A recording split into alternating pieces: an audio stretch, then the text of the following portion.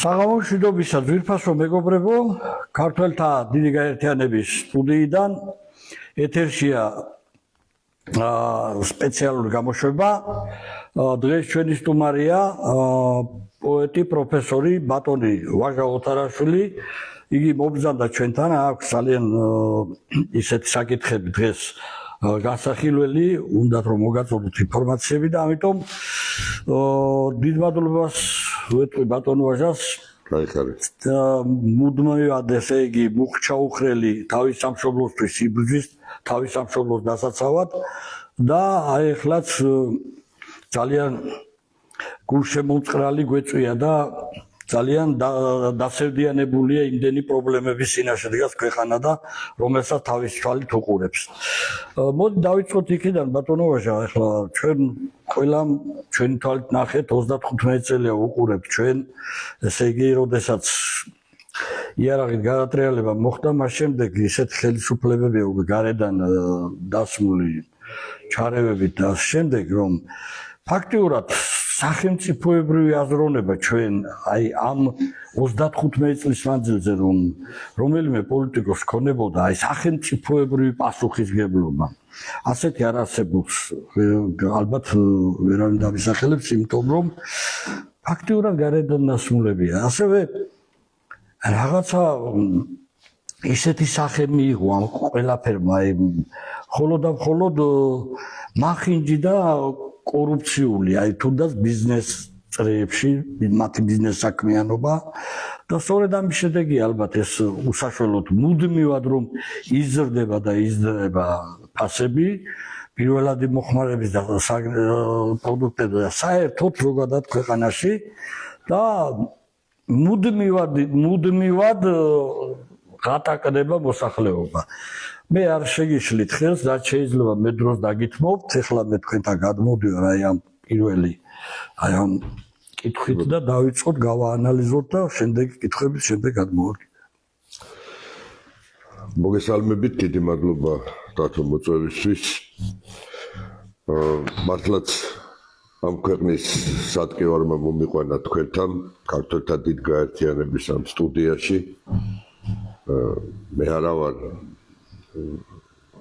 რომელიმე პოლიტიკური თანამდებობის პირი არც ვაპირებ, მაგრამ ხედავთ რომ ამ 35 წლის განმავლობაში საქართველოს ფაქტიურად როგორც სახელმწიფო იშლება და ნადგურდება, არა მარტო მისი ტერიტორიული მთლიანობაა დაკარგული, არამედ მისი სულიერი ფიზიკური, ეკონომიური ტანი არის დაჩეხილი და დანაწევრებული.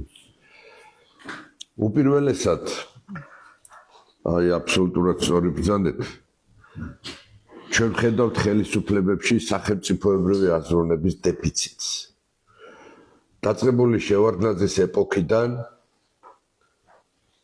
შემდეგ სააკაშვილის და ბიძინა ივანაშვილის ეპოქით დამთავრებული, ჩვენ ხედავთ რომ ხელისუფლების სათავეში არიან უმეტესწილად სამშობლოს გამყიდველები, მიქთამეები, კორუფციის ჭაობში ჩართულები, უცხო ქვეყნის აგენტურა, უცხო ქვეყნის რეზიდენტები, უცხო ქვეყნის პირობების უპირობო შემსრულებლები და საერთოდ არა ყველაზე მთავარი ის რომ მის უდიდებულესობა ქართველ ერზე არავინ არ ფიქრობს. ყველაფერზე ვსაუბრობთ. აი გამოჩნდნენ ძაღლმადიდებლები, რომ თურმე მაწანწალა ძაღლების, კატების უფლებები უნდა დავიცვათ. ძალიან კარგი კი ბატონო ვეთანხმებ, მაგრამ ქართველი ერის უფლებას ვინ დაიცავს? ერისა, რომელმაც შექმნა უნიკალური კულტურა, რომელმაც უდიდესი წვლილი შეიტანა მსოფლიო კაცობრიობის კულტურის ისტორიაში, განათლების ისტორიაში, არქიტექტურაში, ჯარის უნიკალური ომების მოგებაში. რაკნას ქართველმა ერმა, ვეფხისტყაოსნის შემქმნელმა ერმა, რომლის ქართულად წოდებული ბიბლიაც აგერ შეურაცხო რუსთაველის თეატრის ერთმა სპექტაკლმა. რაქნას ქართველმა ერმა ვეფხის და მოყმის უნიკალური შედევრის შემქმნელმა ხალხური პოეზიის ბაჯაღლო ოქროს შემქმნელმა ერმა რაქნას გელათის ნიკორწმინდის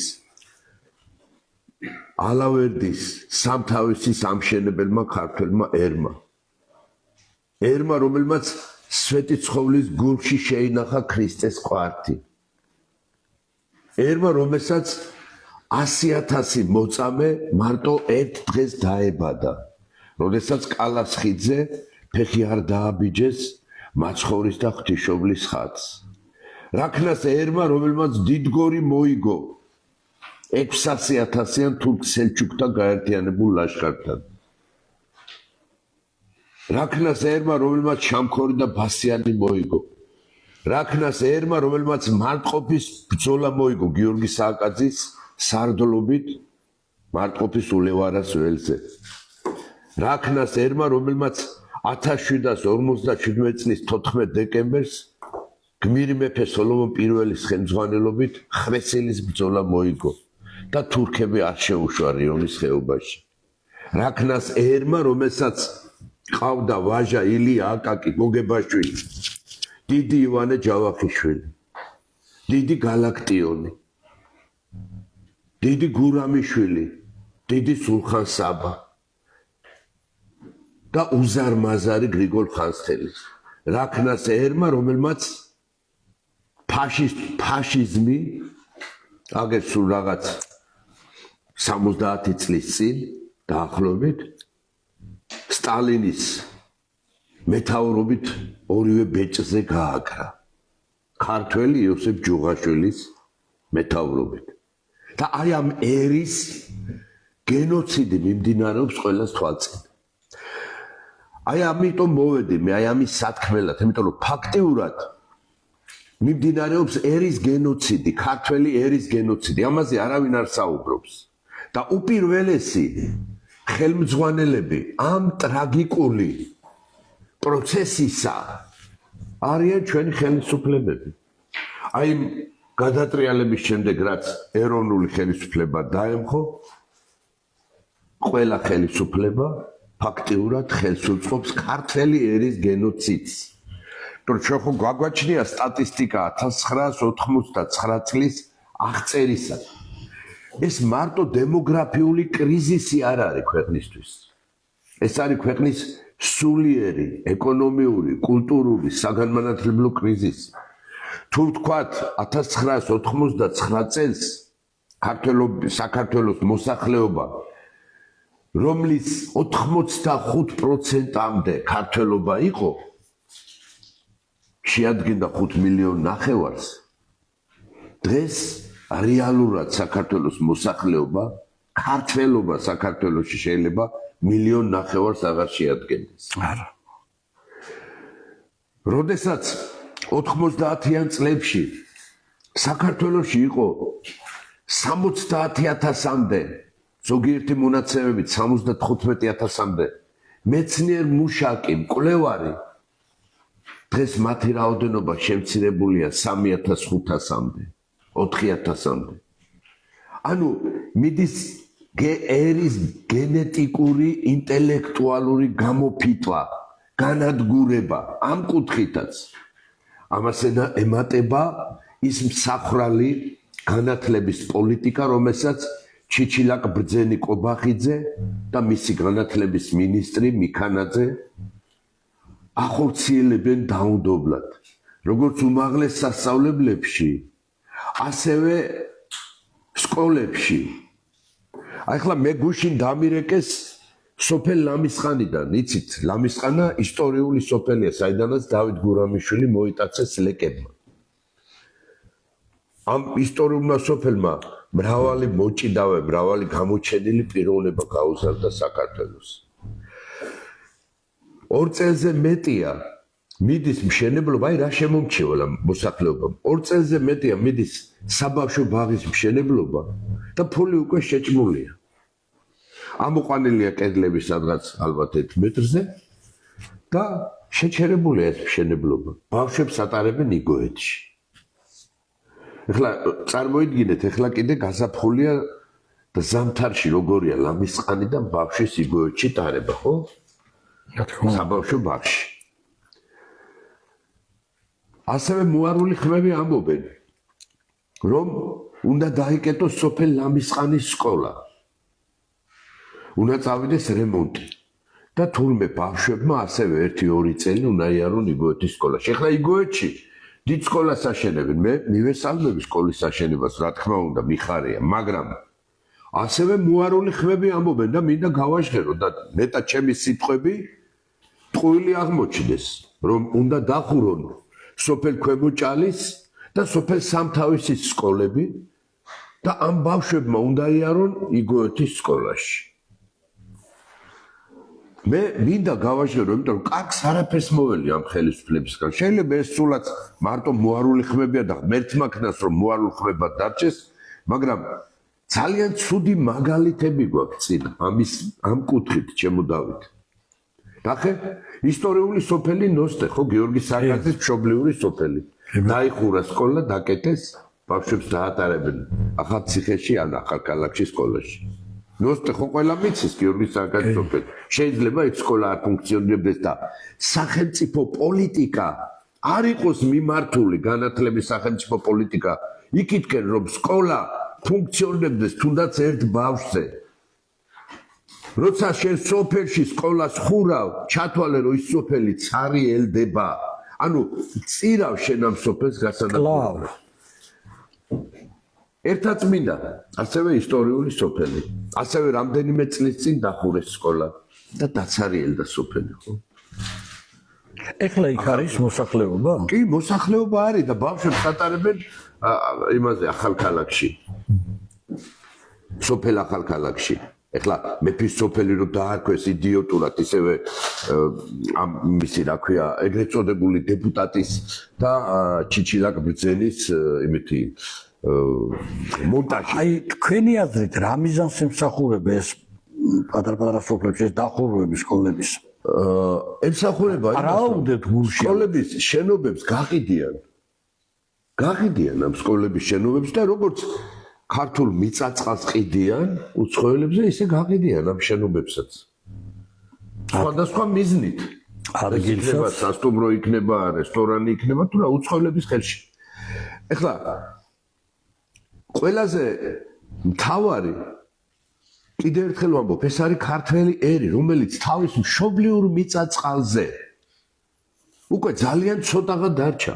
ყველანაირად აიძულებენ, რომ თავისი მშობლიური მიწაწყლიდან წინაპართა სისხლით მორწყული მიწაწყლიდან ქართველი გაიქცეს, ემიგრაციაში იყოს და ის ემიგრანტებიც, რომლებიც იქ არიან, არ ჩამოვიდნენ აქ. ანუ ისეთ პირობებს უქმნიან მოსახლეობას, ეს იქნება ჯარიმიზაცია, რომ მანქანას ვერ გააჩერებ ქუჩაში, დაგაჯარიმებენ, წაგართვერეს კალამაჰმად-ხანი ყაჩაღი, ქალაქის მერის ეს პოლიტიკა. ანუ ყველანაირად ქართველი კაცის ეს იქნება ინტელიგენტი, ეს იქნება გლეხი, ეს იქნება მუშა. პირობები არის შეზღუდული, ყველაზე უბედური თავის სამშობლოში დღეს არის ქართველი კაცი. აი ამ ტკივილმა მომიყვანა დათომი. კიდევ ერთხელ ვაცხადებ, მე არც ერთი პარტიის წევრი არა ვარ, არ ვაპირებ არც ერთ პოლიტიკურ თანამდებობის დაკავებას, არჩევნებში მონაწილეობის მიღებას. მე მხარდამჭერი ვარ ამ გაერთიანების, იმიტომ რომ ხედავ ქართულ გზაზე მიდიან. ჩვენ საუბრობთ ფასების მომატებაზე, თუ მომატებულ ფასებზე და რაღაცა ეგრეთ წოდებული კომისია შექმნეს და ამ კომისიის შექმნა ფასების დაკლებისთვის შექმნეს და ფასების გაზრდა გამოიწვია. და რა მომაგონა, იცით? მგლებისგან რო შექმნა კომისია, ცხოვრების პრობლემების გადასაწყვეტად. აი ცნობილი სრობაა, რომ შენ ზემოთ აღარ ვექო როგორ აგიმღრევ წყალსაო და ასე შემდეგ. აი ეს მომაგონა. ესე იგი, მგლებისგან შექმნეს კომისია, რომ ცხოვრების პრობლემები და სატკივარი გადაწყვეტონ. ხო ეს ტყუილია რა ყველაფერი. ესე იგი, ჩვენ ამ მიზეზებზე კი არ ვლაპარაკობთ. ჩვენ ვლაპარაკობთ მხოლოდ იმაზე, რომ ფასები გაიზარდა, კომისია შეიქმნას, ასეთი კომისია იყო კიდე წოლუკიანის, ხო რა გააკეთა ახლა, ხო არაფერი. რა თქმა უნდა. ამ ფასების გაზრდის მიზეზი არის უპირველესი ის, რომ ეროვნული წარმოება არის დანგრეული, ეროვნული მრეწველობა ნულს არის გატოლებული, ეროვნული სოფლის მეურნეობა არის მიწასთან გასწორებული და მცირე და საშუალო ბიზნესის რეკეტი მიდის სახელმწიფოსგან. ანუ ხო არის ანტიმონოპოლიური კანონით, სამსახურებით ესენიც. თვითონ არიან მონოპოლისტები, ანუ პარლამენტში ჩვენ ხედავთ ფეოდალ მონოპოლისტებს, მათთან დაახლოებულ პირებს, ქვეყანაში 10 ქართველი მილიარდელია ღმერთმა ამრავლოს, მაგრამ ჯო, როგორ უნდა გაღორდე ისე? კიდე ერთხელ მინდა გავიმეორო, ალექსანდრე მაკედონელი ეს უდიდესი მხედართ თავარი და ქვეყნების დამპყრობელი, ხო? რომელმაც უდიდესი სიმდიდრეები მოიხვეჭა და უდიდესი ბრძოლები მოიგო. როცა კვდებოდა უთხრა, რომ ხელები მაღლა დამაჭერინეთ, დაინახოს ხალხმა, რომ იმ ქვეყანაზე არაფერი არ მიმაქო. იმ ქვეყანაზე ვერაფერს ვერ წაიღებთ, ჩემო ძვირფასო მილიარდოლებო და მილიონერებო, გაღურებულო ბრბობ. თქვენ ხართ ჩვეულებრივი ღორების კოლტი, რომელსაც პირდაპირ ჯოჯოხეთი გელით. იმიტომ რომ ყველაზე მთავარი ქართველი ერი იღუპება თქვენი ღორული პოლიტიკისა გამო. იმით რომ თქვენი გაუმაძღრობა, თქვენი შეუგნებლობა სწორედ აქეთ არის მიმართული, რომ ვეღარ ძღებით ამ მოგებებით. ეს იქნება ფარმაცია, ეს იქნება ბენზინ გასამართ სადგურებზე საწვავი, ეს იქნება კვების პროდუქტები, სოციალური სფერო თუ ასე შემდეგ და ასე შემდეგ. რა უბედურება, განა რა გახდა, რომ 3 მილიონიანი ქვეყანაში 70,000 80,000 ბავშვი შიმშილობს ყოველდღე რა. და რამის 9 მილიონი მოხუც პენსიონერს არ შეუძლია რომ თავისთვის საჭირო წამალი იყიდოს, აი პირველად წამალი. ერთ რაღაცაში მოკლედ ჩავერთვით. აი ბატონო ვაჟა, წამლები ახსენეთ და ეხლა კომისია შექმნეს ვითომ, მაგრამ მთავრობას და ხელისუფლებას რომ სურდეს და მათი კეთილინება იყოს, რომ ფასები დაუწევთ. აგერ აქვე რო გადავიდეთ თურქეთში, პირდაპირ აფთიაქში წამლების ფასის სხვაობა საქართველოს აფთიაქებთან შედარებით არის იწყება 300%-ით, 400%-ით, 500%-ით გაზრდილი და ზოგიერთი წამალი ჩვენ დავაფიქსირეთ 800%-ითაც იყო გაზრდილი. ეხლა ეს ამათ თუ კეთილი ნებისმიერ ამის რა ქვია გაიაფება. ამას რა თუნდა ფორმულები და მთელი ამბავი, ხო? ამას უნდა კეთილინება, მხოლოდ და მხოლოდ პატრიოტიზმება რომ შემოიტან იქ რაღაცა მცირე ფასნამათი დაადო რომ ბიზნესი რაღაცა არ მოხდეს და რა თქმა უნდა ხელფასები გაცენ და იმუშაონ და რაღაც მცირე მოგება მიიღოს იმ აფთიაქება, მაგრამ შემამაცხონებული შენ 100%-ს რო ამატებ და 500%-ს. ეს არის გადაწყვეტის ეს არის ხალხის დარჩინა და ერთი გზა, მე გეტყვი, გადაწყვეტის გზებზე ახლა დავიწყოთ მაშინ საუბარი. რა კი ფასები გაიზარდა. შენ მაშინ შექმენი ეროვნული ფარმაციული მრეწველობა. არსებობს უამრავი ფაკულტეტი ფარმაციის, შესანიშნავი სპეციალისტები, ქიმიკოსები, ბიოლოგები, ფიზიოლოგები, კვლევითი ინსტიტუტები იყოთ, ზოგი გაყიდეს, მაგრამ არის კიდე დარჩენილი მეცნიერული პოტენციალი, რომელთაც შეუძლიათ შექმენი ფარმაციული წარმოება. თუ ბანგლადეში უშვებს, კაცო, თუ ინდოეთი უშვებს თავის ბალახებით დამზადებულს, შენ ხო შეგიძლია ელემენტარულად არა? აქ უკვე განახლებული ორვალული რო შემოიტანო უკრაინიდან და შენ გამოუშვა, არ შეგიძლია? ხო, მაგრამ რაც არის მაინც შემოიტანო იაფად. იყო ესეთი ცნობილი ფარმაცევტი ღმერთმა ნათელში ამყოფოს, კარგი კაცი იყო, სოკრატ სალუქვაძე. ვიცნობდი მე ღმერთმა ნათელში ამყოფოს. მისი აფთიაქი, რომელიც აი მართლაც უნიკალური ისტორიული აფთიაქი გაყიდეს, გააუბედურეს, ხო? წამლებს ამზადებდა, მზადდებოდა ეგ წამლები. ახლა გონი ერთი აფთიაქი ხა დარჩა თბილისში. რატო ეს წარმოება განავითარე, ხედავ რომ ბელგია იქნება, დანია იქნება, კი, შენ განავითარე და შესაბამისად ის სამეცნიერო პოტენციალი, ის უმაღლეს სასწავლებლების კურსდამთავრებული სტუდენტობა აქ დაასაქმე. შენ გამოუშვი ეს სწავლები, ონკოლოგიური იქნება თუ, გიპეტონიის იქნება თუ, იმის ნიჭიერია ქართველი კაცი. ვერავინ ვერ შეედრება ქართველ კაცს ნიჭიერებაში. ღვთიმკურთხეული ერია ჩვენ ისევე როგორც ღვთისმშობლი წილხვედრი ქვეყანა. და განავითარე ეს სფერო ამ კუთხით, რომ ეროვნული წარმოება ქონდეს ფარმაციის აქ შენ და თურქეთის ბაზარზე კი არ იყო წამალზე დამოკიდებული ან ინდოეთის, ან ჩინეთის, ან რუსეთის. შენ შექმნა, შენ.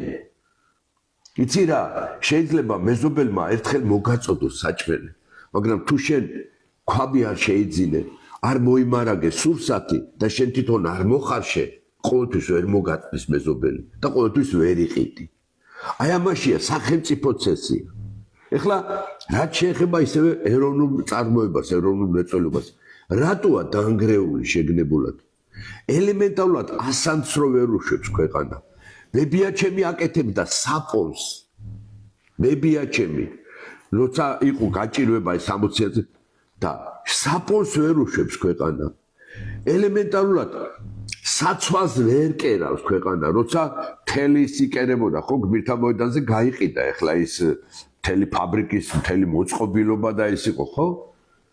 და მაუტკანვეული და აღარ იყო, არა, აბრეშუმის წარმოება და მატყლის დამუშავება, მატყლის წარმოებას თუ გაზრდი, ხო? გლეხი დაინტერესდება, რომ ცხარი იყოლიო, ჩაგაბაროს შენის მატყლი. ანუ ეს ყველაფერი არის ერთმანეთზე გადაჯაჭვული. მაგრამ აქ ნახე რა ხდება? მიდის ძარცვა ოლიგარქების მიერ, როგორც შინაური. ისე გარეული ოლიგარქების მიერ მიდის ქვეყნის ძარცვა. მათ ხელი აქვს დადებული ცემენტზე, მარგანეცზე, სპილენძზე და ასე შემდეგ. დანარჩენი არ აინტერესებს, გამოფუღრულია მთელი მთები, მთელი საქართველოს მიწაწყალი დათხრილია. აწეღა ლამისხანა რო ახსენებ. ქსანი ჩამოუდის ლამისხანას. ესე იგი ლამის ვენახებამდე ამოსული ქსანი და ბაღვენახებამდე. ამ ეგრეთ წოდებული შებელის და აი ქვიშის და იმის ამოღების, ხრეშის ამოღების გამო და იქ რო ამტროენ ამ ხრეშს და იმის. აღაიაში ჭები დაშრა ამის გამო. ანუ ეკოსისტემა მთლიანად რღვევას განიცდის. ამის პატრონი არავინ არ არის. ვინ არის იმის მეპატრონე? ვიღაცა პარლამენტარი, ვიღაცა მთავრობის წევრი, ვიღაცა კრიშა. დამთავრდა. აი ამაშია, ამიტომაც საქართველოში არის ხელისუფლებაში სახელმწიფო აზროვნების დეფიციტი. და რატოა ეს დეფიციტი და რატო არ იყო ადრე? როცა ვახსენებთ ჩვენ დიდ მეფეებს, ვახტანგ გორგასალს, რომელიც სხვათა შორის გვარამ სპასალარი კასპში ზრდიდა და მერე ქვემო ჭალაში. მან პატარამ ქართლის ცხოვრებაში ეწერია უკვე 7-8 წლისა მიცოდა რომ ქვეყნის ცუნა ეპატრონებინა და თავის ხალხი უყვარდა. ამათ რომ ეზიზღებათ ქართველი ხალხი ხელისუფლებაში ვინც არიან, კონტაქტზე არიან მარტო თავის წრესთან. იმიტომ ამბობ რომ ეგენი არიან ჩვეულებრივი ღორების კოლტი. ხელისუფლებაში ყავს ღორების კოლტი, რომელიც თქლეფავს უზომოდ და ანადგურებს ამ ერს. ეს არის საქართველოს ისტორიის ერთ-ერთი ყველაზე შავბნელი პერიოდი. რა შევადარო, რომელ მურვანკლუს, რომელ ჩინგისხანს, რომელ აღა მაჰმად ხანს, რომელ თურქ-სელჩუკებს, რომელ არაბებს, რომელ მონღოლებს. ესენი ჯამში აღებული ყველაზე დიდი საშინელი ბოროტება, რაც საქართველოს თავზეა დაკიდებული. რა ვიცი მე ახლა უფალმა რატო გაიმეტა ეს ქვეყანა ესე, რომ აი 35 წელია თუ 34 წელია ღორად ქცეული კოლტი მართავს საქართველოს. ხელისუფლება რო ქვია.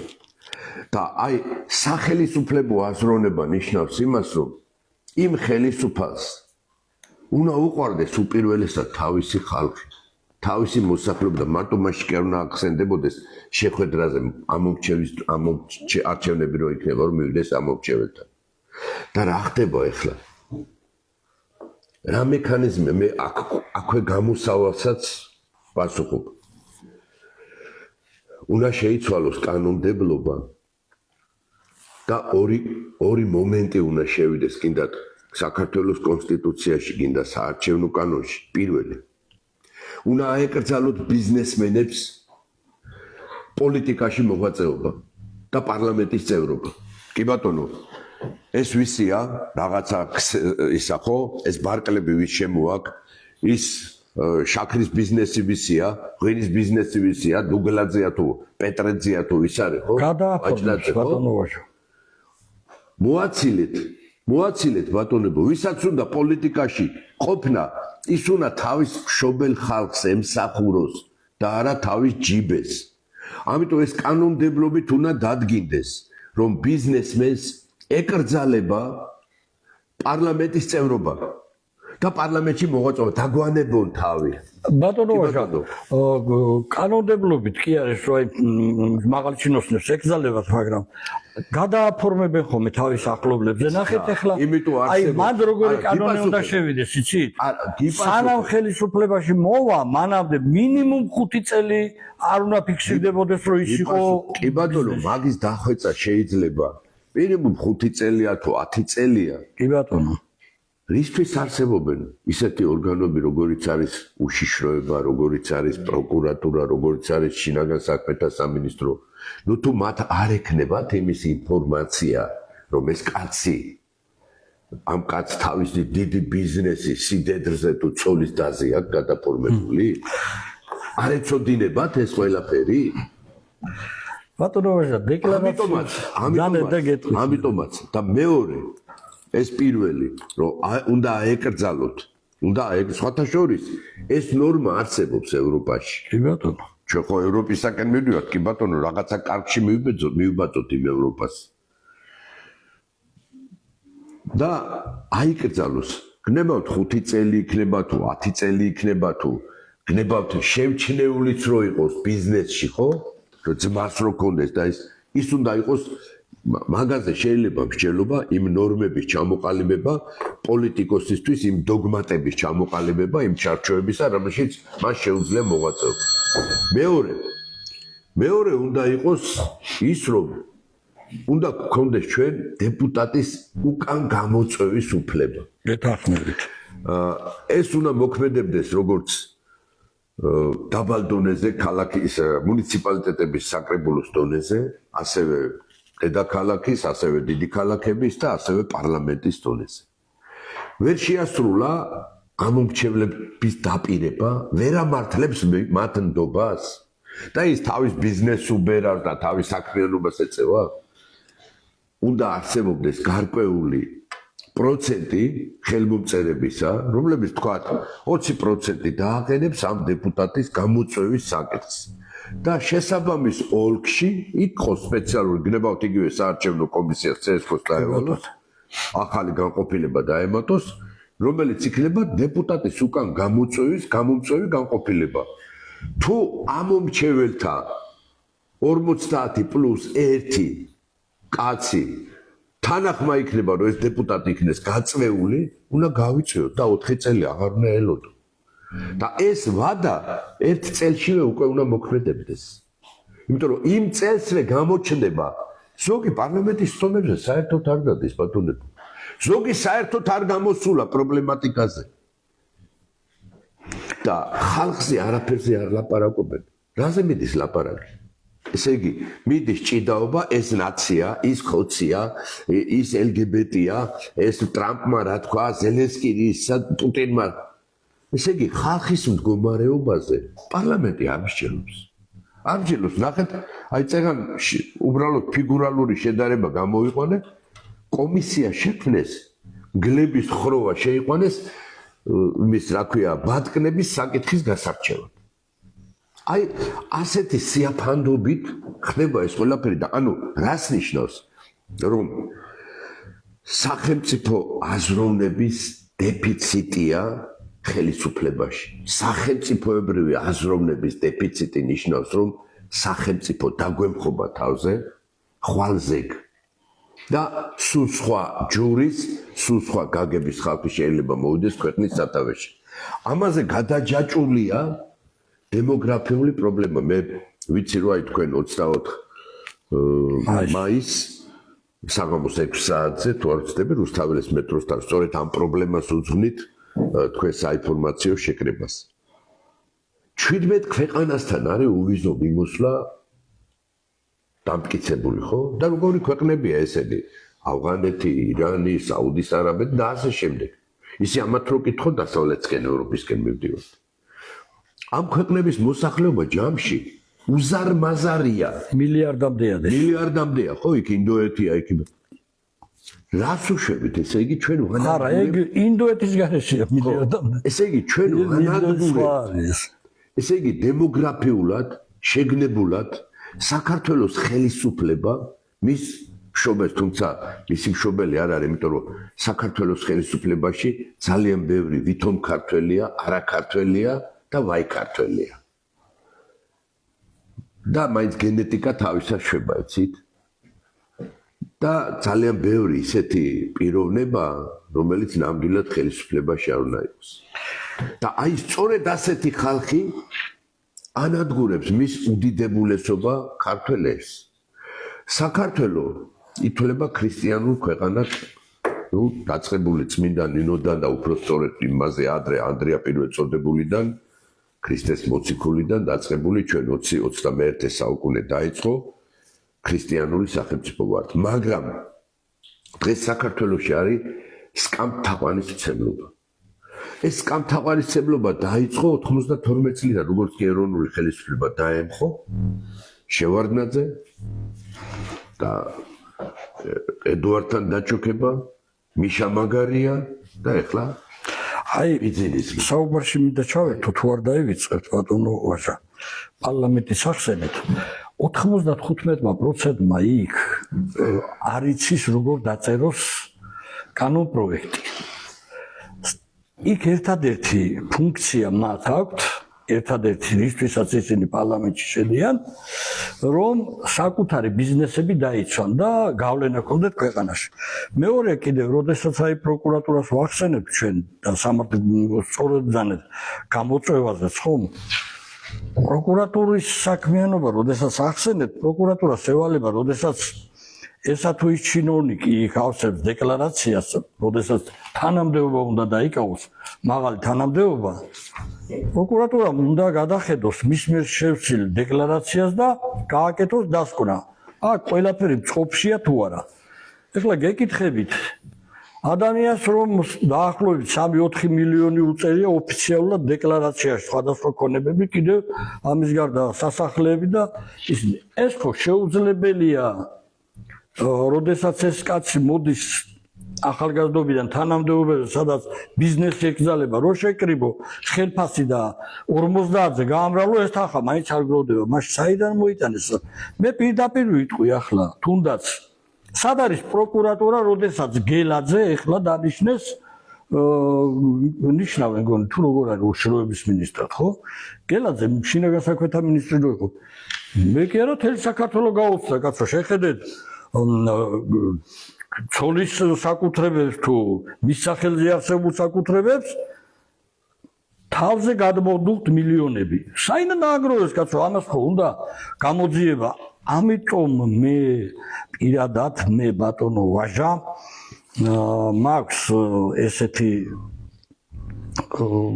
კაცრი ის მაქვს ამაზე შეხედულობა ჩემი რომ აქ არანაირი სამართლიანი წესით ახდება თანამდებობებზე ადამიანების დანიშვნა. ეს არის კლანური მმართველობა და ამას ეხლა ძალოვანი სტრუქტურებს პირდაპირ ვიტყვი, ძალოვანი მინისტრებს პირდაპირ ნიშნავს მხოლოდ და მხოლოდ ბიძინა ივანიშვილი და ეს კაცი აკონტროლებს, ძალიან კარგად ვიცი ეს თემა. რამოდენი მინისტრის ასე ჰუმანიტარული ეს კულტურის მინისტრი და ასეთი რაღაცები იქ გადანაწილებულია პრემიერზე და კიდევ ასე შემდეგ და თუ არა ყავს პატრონი არავინ არ დაგნიშნავს იქ აბსოლუტურად გეთანხმები მე იმიტომ დავაყენე ამიტომაც არის აი ასეთ სავალალო მდგომარეობაში ბატონო ვაჟა ბოდიშით იმიტომ ვართ ასეთ სავალალო მდგომარეობაში რომ პარლამენტის 95-90% რომ გამოვიყვანოთ აი მილიონერები რომ არიან საშუალო დონის განათლებას არ აქვთ ისინი ვერანაირ კანონპროექტს ვერ დაწერენ სახელმწიფოებრივი აზროვნების დეფიციტი ხელისუფლებაში სწორედ ნიშნავს იმას, მაშინ კიდევ ერთხელ გავიმართავ, რომ ხელისუფლება დაკომპლექტებულია კლანური პრინციპით და არაპროფესიონალიზმით. გეთახა არაპროფესიონალი კადრები, ეს იქნება შინაგან საქმეთა სამინისტრო, იქნება უშიშროება, იქნება თავდაცვა, იქნება კულტურა, იქნება განათლება თუ ასე შემდეგ. ყველგან არიან არაპროფესიონალები. აქ არის მგლური კანონი, ეს ჩემთან არის? ოცნების წევრია? ისევე როგორც მიშა აკეთებდა. ნაცია? კი ბატონო, დავნიშნოთ, აბა რა. აქაც ხოცია დავნიშნოთ, აბა რა. არ უყურებენ ვინ არის, ან სოფლის გამგებელი, ან სოფლის სპეციალისტი, ან რაიონის გამგებელი, ან გუბერნატორი. არა, მთავარია კლანური მართლობის ჩარჩოები. და ამიტომაც გლობალურად წამოვწია ეს საკითხი, რომელსაც დავარქვით. სახელმწიფოებრივი აზროვნების არ ქონდა ხელისუფლებაში, თორე სახელმწიფოებრივი აზროვნების არ ქონდა, რო ყოფილიყო ისტორიულად ქართულ სამეფო კარზე, დღეს საქართველოს აქამდე ვერ მოაღწევდა.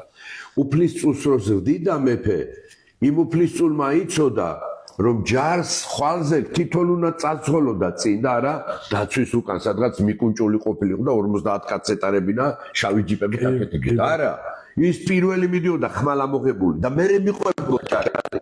ის თუ არ იყო გულადი, თუ არ იყო გამოწოთვლილი, თუ არ იყო ნავარჯიშებელი და ფიზიკურად და სულიად მაღალი დონის ვაჟკაცი რაინდი, ის ვერც მეფედ გამოდგებოდა, ვერც მხედართავრად. ვინ გაყვებოდა იმას?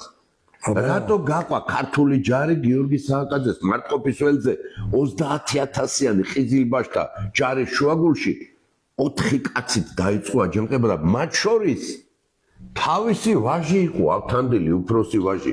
გესმით? იქ მარტო პაატაკი არ გაწირა შახაბასთან დატოვებული ძევლად. არამედ გვერდზე თავისი უფროსი ვაჟი რო ავთანდილი ყავდა. ხოლო დავითი და იორამი ერთი ბიძასთან ზურაბარაგვის ერისთავის ჯარში იყო და მეორე ქვათახევის საეპისკოპოსის ჯარში იყო მარტყოფის ველზე. აი ამაშია საქმე, ანუ თვით შეწირვის მაგალითებს აჩვენებდნენ ჩვენი ხელისუფალნი. აი ეს ვთქვი, იმიტოა დეფიციტი, მარტო იმიტომ კი არა რომ ვიღაცა ამდენი ქონება აქვს, იმდენი არა ბატონებო. ესენი არიან ჩვეულებრივი ღორის კოლტი, რომელსაც არ ადარდებს მეთქი ერი. და შესაბამისად ღორის კოლტის პრინციპია, რომ იმან თავისი დრუნჩიანები უნდა შემოიკრიბოს გარშემო. აი ამაშია საქმე. თორე როდესაც შენ 17 ქვეყნიდან უვიზო მიმოსვლას უკეთებ ქრისტიან პატარა ქვეყანას და მის ისტორიული მტრების ქვეყნიდანაც ხვალდახუჭული შემოყავს ამდენი ხალხი, უნდა იცოდე რომ აქ დიდი დემოგრაფიული კატასტროფა და განადგურება ემუქრება შენეს. მე ახლა მინდა ვაჩვენო ჩვენს მაყურებელს, რომ მეუფე იობის როცა კურთხევით გამოვიდა ასეთი პარაკლისი უფლისა მიმართ. აი ესეთი პარაკლისი და მინდა ეს შემდეგ გადავცე სხვადასხვა ეკლესია მონასტრებს, რომელიც სწორედ ქართული მიწაწყლის და ჩვენი მამულის, ჩვენი სატკივარის დასაცავად არის შექმნილი. წინა სიტყვაობა მამა დავით დათოაშვილს ეკუთვნის, ეს არის გლდანის მიქაელ თავარანგელოზის ეკლესიის წინამძღვარი.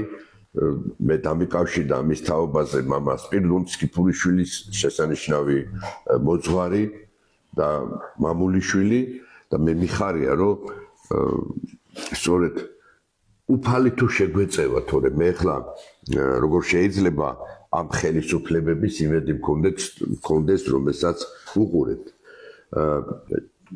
კიდევ ერთხელ მინდა თქვა, რომ ეს სატკივარი, რომელსაც უცხოელების მასობრივი შემოდინება ქვია, ეს არის პირდაპირ დაკავშირებული ქართული მიწაწყლის გაყიდვასთან, ქართული მიწაწყლის არაბიზაციასთან, ირანიზაციასთან, თურქიზაციასთან. ჩვენ ვხედავთ აგერ აჭარაში რაც ხდება, ბათუმში რაც ხდება.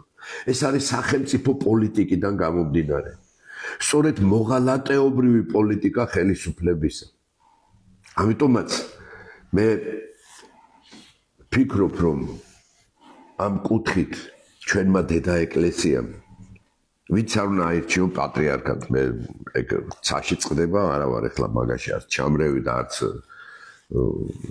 რაღაც არჩევების მივცემი მიუხედავად ჩემი სამეცნიერო ცენზისა მე ვფიქრობ რომ ეკლესია აქტიურად უნდა ჩაერიოს მოდით ეროვნულ პრობლემებში გადავართ მაგ თემებზე ერთი წამით დავასრულო ეროვნულ პრობლემებში მე ჩემ აზრს ვამბობ იმიტომ რომ მე არ კიდე ერთხელ ვამბობ მე არ ვერევი პატრიარქის არჩევნებში ვინც კი დაერჩიონ ეს ზეცაში წდება და სულიწმინდის მადლი ვიზეც გადავა და ვისაც აირჩევს უფალის იქნება იმიტომ რომ ჩვენ ყავდა დიდი პატრიარქები და ყავდა დიდი პატრიარქი უწმდეს და უნეტარესი ილია მეორე ღმერთმა აცხონოს მე ძალიან კარგად ვიცნობდი და დიდი ეპოქა დამთავრდა დიდი პატრიარქისა თუმცა იყვნენ რა თქმა უნდა დიდი პატრიარქები და ეს იქნებოდა კირიონი რომელიც აგერ მარტყოფში მოკლეს ლეონიდე და კალისტრატე ცინცაძე და სხვები მაგრამ მე მინდა გამოთქვა რწმენა რომ საქართველოს ეკლესია აქტიურად ჩაერევა ყველა ეროვნული პრობლემის გადაწყვეტაში რადგანაც ხალხს უკვე ხელისუფლებების იმედი აღარ აქვს ხალხს უკვე კანცი აქვს გაწყვეტილი და მე მინდა დავსვა კითხვა რომ ჩვენი ეკლესიის მესვაურთა გასაგონად დიდი გრიგოლ ხანძთელი რომ არ ჩარეულიყო სახელმწიფო პოლიტიკაში თქვენ როგორ ფიქრობთ ჩემო სულიერო მამებო საქართველოს კარგი გზით წავიდოთა თუ ცუდი გზით აი მარტივად ვამბობ არ მინდა ახლა ფილოსოფიური წიაღსვლები და თეოლოგიური წიაღსვლები გიორგი მთაწმინდელი რომ არ ჩარეულიყო ბაგრატ მეფის დროს სახელმწიფო პოლიტიკაში საქართველოს საქმე კარგად წავიდოდა თუ ცუდად წავიდოდა როგორ ფიქრობთ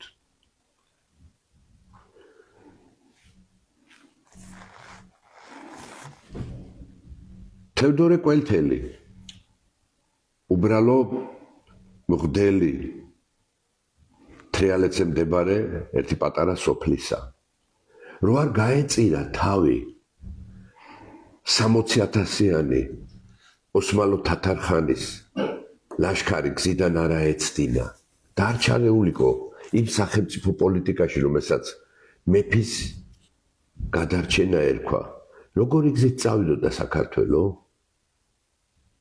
ამის შედეგი იქვე 1600 წელს ხდება მაგრამ 1600 წელს რა მოხდა როდესაც სიმონ პირველი დაატყვევეს თურქებმა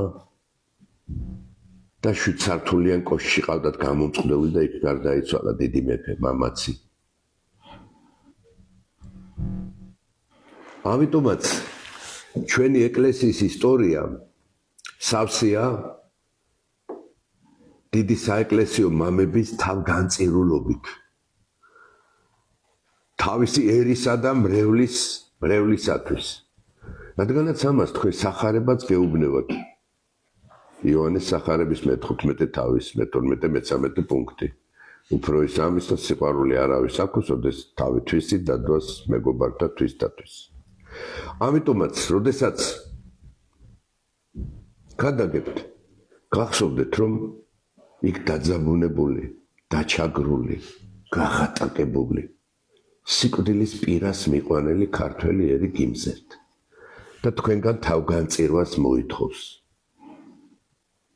ისეთივე თავგანწირვას როგორც ჩვენი დიდი სასულიერო მოღვაწეები ეწეოდნენ ეს იქნებოდა ჭყონდიდელი ეს იქნებოდა გიორგი მთაწმინდელი ეს იქნებოდა არსენი ყანწლოველი ეს იქნებოდა გრიგოლ ხანძთელი ეს იქნებოდა თევდორე კველთელი თუ სხვები ამიტომაც დღეს საქართველოს ყოფნა არ ყოფნაზეა საუბარი საქართველოს ყავს მოღალატე ხელისუფლება და არც იმედი არ არის რომ რაიმე სერიოზული ძალით მოკლე ხანში ამ ხელისუფლების შეცვლას შევძლებთ თუ ხალხი არ გამოფხიზლდა და საქართველო არ გაერთიანდა თუ მხოლოდ მიტინგები ისე იმიტომ გაიმართა რომ ორთქლი გამოუშვას ხალხმა და სატელევიზიო გადაცემები მოემსახურება ასევე ორთქლის გამოშვებას და გულზე ხელის ბაგულს ემსახურებოდეს ასევე სოციალური ქსელები იმ ორთქლის და ოხშივარის გამოშვებას, რომელიც დაგუბებულია ხალხში პროტესტის ნიშნად, არაფერი არ გამოვა. ამიტომაც მე მიმაჩნია, რომ ვერც ერთი პოლიტიკური ძალა დღეს რა სახელწოდებაც არ უნდა დაირქვანა მათ. ვერ უშველის ქართველებს, თუ ისევ დედა ეკლესიამ არ გააერთიანა. ამიტომაც დედა ეკლესიას გაქვთ ძალიან დიდი მისია. ძალიან დიდი მისია და მე მინდა გითხრათ, რომ სულ რამდენიმე მეუფეს ვიცნობ, რომელიც ეროვნულ პრობლემებზე ღიად გამოდის და საჯაროდ საუბრობს, რომელიც ომობს, იბრძვის ამ პრობლემათა გადასაჭრელად. მაგალითად, მეუფე ანანია ჯაფარიძე, მისი უნიკალური გამოცემები აფხაზეთის სამაჩაბლოს დავით გარეჯის თაობაზე.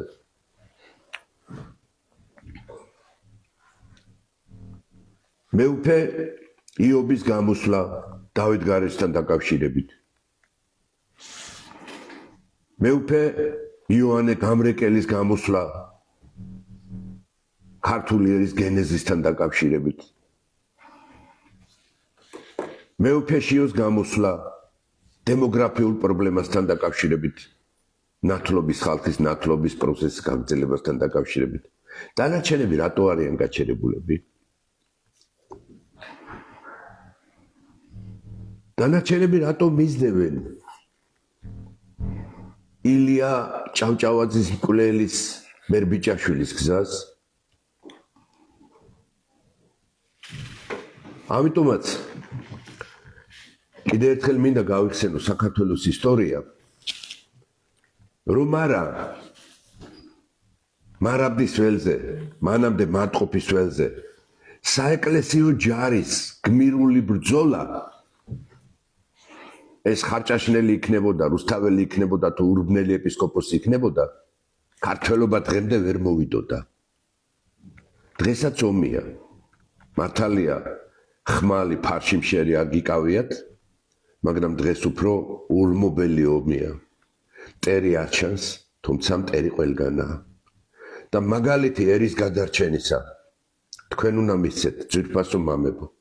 მე როგორც რიგითი ცოდვილი შვილი, ყველაზე ცოდვილი შვილი, უმორჩილესად გთხოვთ, ჩაუდეკით ერის გადარჩენის, ქართველი ერის გადარჩენის საქმეს სათავეში. მარტო ამბიონიდან ქადაგება ვერაფერს ვერ უშველის. ან ამბიონიდან ის სიმართლე იქადაგეთ სრულად, როგორც ქადაგებს მაგალითად მამა არჩილ მინდიაშვილი. ან მამა გიორგი პავლოვი. ან როგორც ქადაგებდა მამა გიორგი ვასილაძე ცხონებული. სალოცი ბერი გაბრიელი.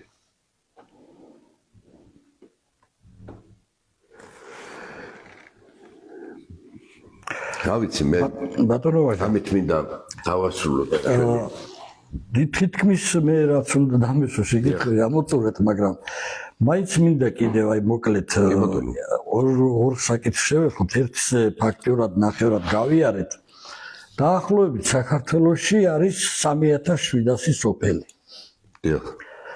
ამ 3700 სოფელიდან თქვენ კარგად იცით, გახსოვთ რომ ბატონმა ივანე ჩოლოყაშვილმა ჩაატარა კვლევა 2012 წლამდე. საოცარი კვლევა ჩაატარა და 500 სოფელი იყო მკვდარი.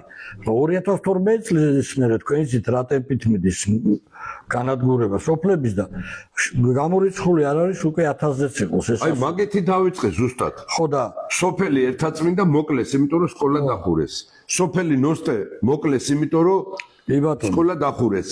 სოფელ ლამისხანას საბავშვო ბაღი დაუხურეს და ასე შემდეგ. ეს კასპის რაიონის ჩემი მშობლიურ რაიონზე რაც ვიცით. და ეხლა სხვა რაიონები ძახალი გარდამეცვალა ერთმანეთში. ხო, უბრალოდ აი საზოგადოება უნდა იცოდეს რასთან გვაქვს. რომთაძე, მაგრამ ვიყავი სოფელ ბარეულში. ესე მიგდებული სოფელი, ესე უპატრონოდ მიტოვებული ქართული მოსახლეობა უგზოობა, უშუქობა, გაზი არ არის, არაფერი არ არის, მაღაზია არ არის, აფთიაქი არაფერი აბსოლუტურად. არდა იმ წეული კომუნისტების დროს ყოფილა სკოლაც, ისიც. როგორ ცხოვრობს ხალხი, როგორ ისვენებ პრემიერო შენ, ეხლა დააწვა იქ ჩავიდა სომხეთში და ზელენსკის დიდსამბით ჩამოართვა ხელი ეხლა იმას, რა ქვია, ეპშტეინოვი. და აი შემეცოდა და როგორი პატრიოტები არიან ეს რაჭველები, რომ მამა პაპეულ ამ მიწაწყალს არ ტოვებენ, მიწას ებრძვიან, მოყავთ იქ ხილია, ვაზია, რაღაცა წყალებით იმით და ელემენტარულად განა რა გახდა, ესე იგი სტალინს ამ ბუმბერას ქართვეს, როცა არ იყო ისეთი ტექნიკა და ეს მიუვალ სოფლებში გაიყვანა გზები და ელექტროენერგია მიუყვანა. ბულდოზერი ხო გაგაჩნია დღეს, ექსკავატორი ხო გაგაჩნია დღეს.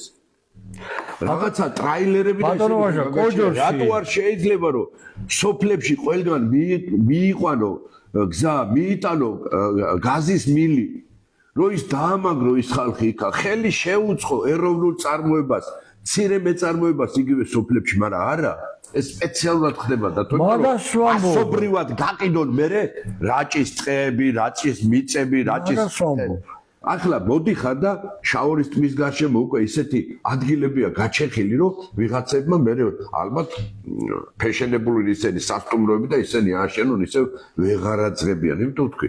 ღორების პოლიტიკა. მაგას ვამბობ, ჯერ არ დასახლებულა არაბები, აგერ კოჯრის თავზე იმას უგაყიდულია მიწები და უკვე თანამედროვე ელექტროსისტემები გაუყვანეს კაცო, რა მადრატო ვერ გაყავთ. უბრალოდ სწორედ თქვი თქვენ, დიახ აი ამ ხელისუფლებას სურს ეგენი ჩაყაროთ. ასე ყდება ქართულმა ხალხმა უნდა იცოს რომ ყდარია დაახლოებით 1000 სოფელი და თანდათან ყდება ყველა. ერი და ყდება ქვეყანა. ქვეყანა. ხო გეუბნები ახლა შენ როდესაც თბილისთან ნოსტე 1800 კილომეტრზე კი არ არის კაცო. სადღაც არის 70 კილომეტრზე. სული ამოხადეს ამ ჯარიმები ბატონო ერთი თქვენ ხო აი ავტომობილით ეს ცალკე საკითხია და ერთი კიდე მინდა ვთქვა აი ჩვენ გამოგჩა ქვეყანაში არის ანტიეროვნული ჩვენ ფარმაციაზე ვილაპარაკეთ მაგრამ ანტიეროვნული ჯანდაცვის პოლიტიკა ანუ ექიმებს ექთნებს სანიტრებს და აი საშუალო პერსონალს ექიმებს და საშუალო პერსონალს აქ ძალიან მცირე ხელფასი სამაგეროდ კლინიკის მეპატრონები გახდნენ მილიონერები და მილიარდელები. აი ნახეთ ჩამონათვალი მილიარდელების და მილიონერებისა ვინ არიან? რა სფეროში გახდნენ? რა უბედურება ხალხო? ან რატო არ შეიძლება ამ გაღატაკებულ ქვეყანაში თუ პარიზში არსებობს ამ ხელა 10 მილიონიან პარიზში უფასო სავატყოფო რომ ღარიბი ადამიანი შევიდეს და იმკურნალოს, მაგრამ სრულყოფილი ის კი არა რომ ან წნევის აპარატი არ ქონდეთ, ან კარდიოგრამის გადაღება არ შეძლონ, ან რენტგენი არ იყოს, ან ეხოსკოპია, არა. ჩვეულებრივად აღჭურვილი იქ მილიონერი და მდიდარი არ შევა. იცის რომ ამ კატეგორიისთვის არის ესეთ შეგნება. აქაც გახსნან ეს უფასო სავატყოფოები. უფასო ჯანდაცვა აქ ესპანეთს თლიანად იქ ვიყავი და უფასო სავატყოფოები გახსნან უფასო პოლიკლინიკები არ უნდა ეს სისტემა რაღაცა ეს მასობრივად ხალხი არის ავად ხო ჯერ ერთი ამ ქიმტრაილერები თუ რაღაც ჯანდაბები რო დაფრინავენ ხო ამის თაობაზე ძალიან საინტერესო წერილი დაბეჭდა ბატონმა ჩვენმა მეგობარმა ლაშა რადარეშვილმა ასავალ-დასავალში ხო ფაქტიურად მასობრივი მოწამლა მიდის რომ მოსახლეობისა რა როგორც ამობენ ეს მოსახლეობა რო შეხვალ ონკოლოგიური კლინიკაა თუ სხვა გულის კლინიკები რიგი რიგზე დგა რა ხო ყველასთვის უკვე თვალსაცემია რომ მოსახლეობის ძალიან დიდი პროცენტი დაავადებულია ნერვიულობის გამო შიმშილის გამო უსახსრობის გამო ეკონომიური სიდაგჭირის ფსიქოლოგიური ზეწოლის და ასე შემდეგ. ამას ეს სწორედ ქვიეს ჯარიმები. ეს რა მოიგონა, ესე იგი ამ ჯუნძაღმა იმან რა ქვია კახა მაჰმად ხანმა რა. როგორ შეიძლება ამ გაღატაკებულ ქვეყანაში მანქანების მოტაცება დედაქალაქში მანქანა ვერ გაგიჩერებია საათობრივის ვითომ ამით მოაწესრიგეს ქუჩებს შეხედეთ ან დახაზული ნორმალურად არის ან ის ღრმულები და ისინი მოწესრიგებულია ან პარკინგი მოწესრიგებულია შენ რომ თხოვ მე და 50 ლარიანს თუ 100 ლარიან ჯარიმას მოწესრიგებულია გზები მოწესრიგებულია ეს ყველაფერი ეს ინფრასტრუქტურა ან საწვავზე ფას რომ მიძვირებ საწვავის ხარისხს აკონტროლებს ვინმე როგორი ხარისხის საწვავი შემოდის CO-ზე და იმაზე ეკოლოგიაზე რომ ლაპარაკობდა პაპუაშვილი რა იქიდან ვითომ 6 წლიანი მანქანების შემოყვანა არ შეიძლებაო საწვავის ხარ მაგრამ იქ საწვავზე თვითონ არიან მაგნატები ანუ იმ ღორის კოლტების წევრები არიან რომლებიც სტქოლეფავენ საქართველოს ბიუჯეტს და ქართველი ერის ქართული სახელმწიფოს სიმდიდრეს აი კიდე ერთხელ მინდა ვთქვა და მოუწოდოთ ჩვენ ეკლესიას ერთადერთი გამოსავალი დათო მე უდიდეს პატივს ვცემ თქვენ გაერთიანებას მის წევრებს არა მეც მაგიტომ მივედით მათთან რომ აბსოლუტურად ხარს გიჭერთ ერის ერთობა და ბერის აუცილებლობა მე ვფიქრობ რომ აი პარტიების მიერ თქვათ ორთქლის გამოსაშვების შეკრებები მე მანამდეც ბევრი მინახია და ისა თუ ეკლესია არ ჩაუდგა სათავეში ეს ისევე როგორც თქვათ ალავერდის აჯანყება ისევე როგორც თქვათ ბახტრიოს ისევე როგორც თქვათ კიდე იგივე სხეტატაშის კარის ომს ტაშის კარის ნახვეტარას ველზე რას წერს იოსებ თბილელი კაცო ეს მიტროპოლიტი თბილისის არა იმ ღამეს მართლ მორწმუნენი ვიყავთ სულ ღამეთევით ანუ მთელი სამღვდელოება ჯართან ერთად ლოცულობდა და ომობდა ანუ ის ჯარისკაცი რო ხედავს რომ იმისი მამაო ხმალს იქნევს ის თავგანწირვით ეკვეთებოდა მტერს ის კი არა ის რო ხედავს რომ იცი რა შენ მომიწოდებ მე რომ ისა რა ქვია პური შენი არსობისა და ის და შენ ამ დროს 5 ჯიპი ყავს ეგრე არ არის ძმაო შენი პირადი ცხოვრებით უნდა აჩვენო რატო გადარჩა საქართველო სამეფო დინასტიამ ბაგრატიონებისა რითი გადაარჩინეს თვით შეწირვის მაგალითების ჩვენებით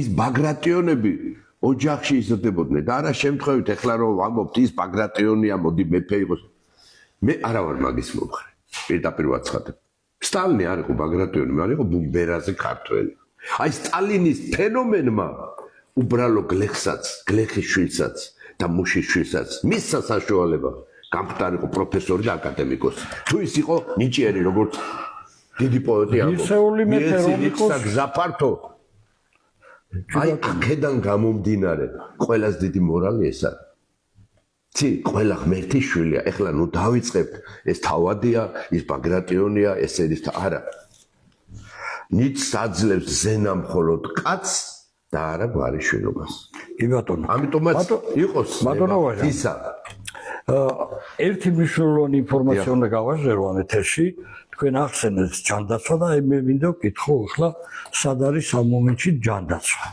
როდესაც კაზრეთში მიდის ოქროს მოპოვება ჩვენ გვაქვს ძალიან დიდი ინფორმაციები მოდით ჩვენთან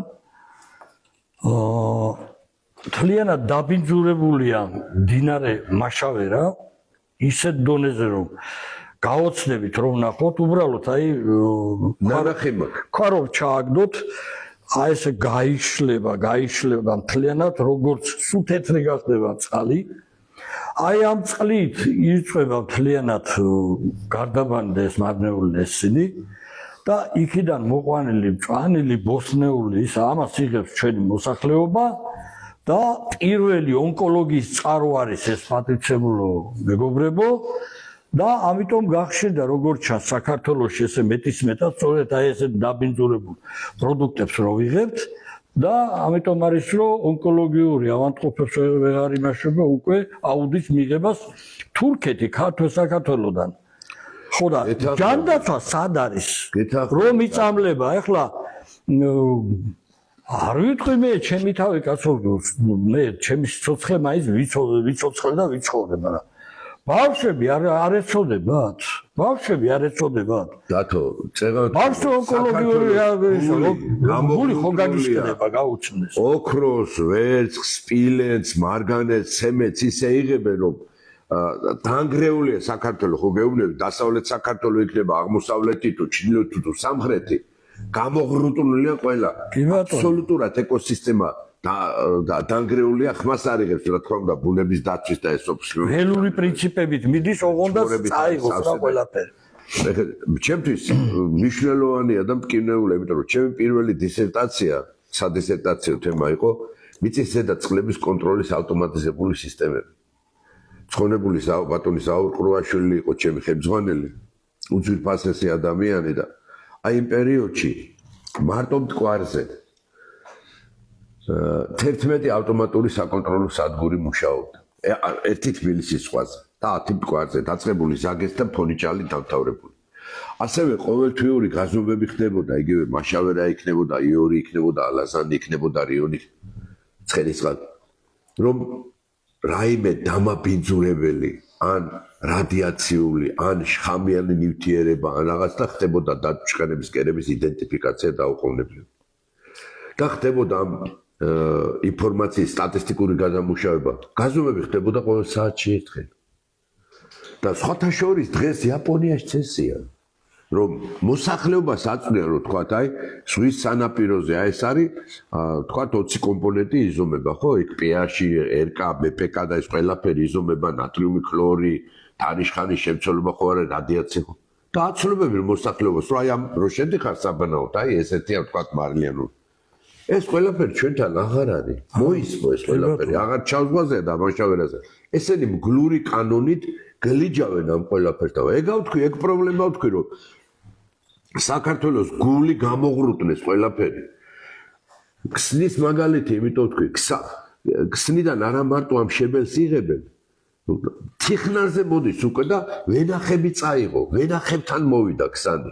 ანუ მდინარე მტალვეგი შეიცვალა. ანუ ეკოსისტემა უკვე დაზიანებულია იქ. იგივე ხდება აქ დაბინძურება, ხო, მე იმით იწამლება ჩვენ მაგის კონტროლი ხდებოდა, რომ კიტრის და პამიდორის საზამთროს და ისეთი ბოსტნეულის შემცველობაში ხდებოდა იმ კონცენტრაციების, სრული დასაშვები კონცენტრაციების დადგენა, რომ ზიანი არ მიხენებოდა ადამიანის ჯანმრთელობას. და სურსათის ეხლა სურსათის უნებლობა რასაკეთს არაფერს, მაყურს აკეთებენ მეტი არაფერი. აღარც არის ეგ 60 კაცი გაფერ საქართველოში გონი. ვისია ეხლა კაზრეთი? ვინ იღებს იმ ოქროს? ქართველი ერის ჯიბეში მიდის ეგ შემოსული თანხა? არაფერი, ყველა ბიჭო ბიზინა ივანიშვილი. გამარჯობა. ანუ აი ეს ყველაფერი, იმიტომ ვილაპარაკე მე რომ საქართველოს ხელისუფლებაში არ არის სახელმწიფოებრივი აზროვნება და ეს არის ღორების კოლტი, რომელიც ქართველებს ანადგურებს.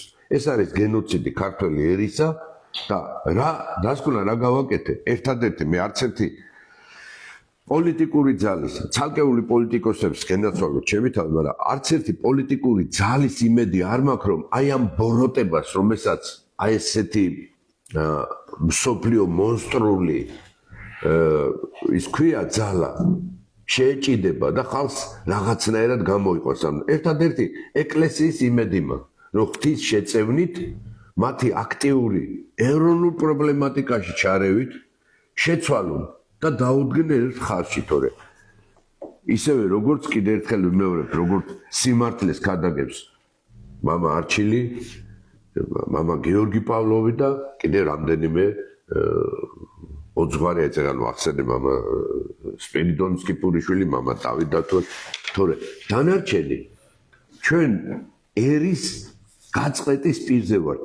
მისი უდიდებულესობა ვეფხისტყაოსნის პატრონის, მრავალჟამიერის პატრონის, უნიკალური ქართული ცეკვების პატრონის, უნიკალური ქართული პოეზიის პატრონის, უნიკალური ქართული ფილმების პატრონის, ქართული საგალობლების პატრონის, ქართველი ერის გაწყვეტის მომსწრენი გავხდებით. ეს პროცესები მიდის ხელისუფლება ამას ვერ გძნობს, იმიტომ რომ ბედნიერები უდარდელები არიან და არასდროს არ ცალიათ ასეთ პრობლემებზე საფიქრელი. რადგანაც უპირველესად კიდევ ერთხელ ვიმეორებ, საქართველოს ხელისუფლებაში არის სახელმწიფოებრივი აზროვნების დეფიციტი და საქართველოს ხელისუფლებას ეზიზღება ქართველი ერი. აი ეს არის ჩემი დასკვნა. ამიტომაც თქვენ ძვირფასო მამებო და ჩვენო მართლმადიდებლო ეკლესია მოგიწოდებთ მე ერთი რიგითი ცოდვილი ვაჟაო თარაშვილი დაუდგეთ ერის გადარჩენის საქმეს სათავეში. სხვა დანარჩენი აქცია, მიტინგი, ორთქლის გამოშვება და ასე შემდეგ არაფერს არ მოგიტანს.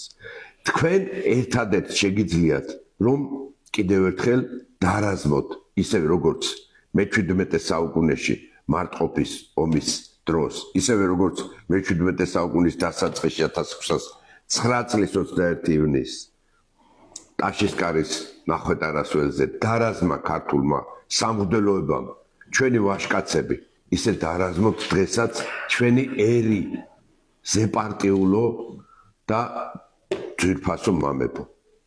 მე ერთ რამეს დავამატებდი ბატონო ვაჟა. მართალ ვბრძანებთ რომ ერმა და ბერმა უნდა გადაარჩინოს ქვეყანას. სწორედ ამიტომ იყო ჩვენ გასულ წელს მივედით საპატრიარქოსთან. ხოლოდ ეს შევთავაზეთ რომ აი ესეთი პრობლემები რომელიცაც ახლა დღეს ჩვენ საუბრობდით, ამას რომ გადაჭრა უნდა, აქ ლაპარაკის ჩვენი მისვლაც არ უნდა სჭირდებოდეს საპატრიარქოს, ისინი უნდა დგებოდნენ, ისინი უნდა გვეძახდნენ ჩვენ პირიქით და ჩვენ გვერდში უნდა დაუდგეთ. ასეა აი ნორმალური მოქცევა საეკლესიო მსახურების, ასე უნდა იქცეოდნენ უბრალოდ. ეხლა კარგი თქვათ თვითონ არაკეთებენ ამას, ხო? ჩვენ მივედით. ჩვენ პასუხიც ვერ მივიღეთ. ძალიან შეურაცხყოფილია. არა, არ გავაგზელებ, მაგრამ არა, ჩვენ ურავინ დაგვადანაშაულებს. მაგრამ ის რომ ამიჯერე არ ვაგზელებ ბატონო, უნდა დავასრულო ბატონო ვაჟა ეს მაინც.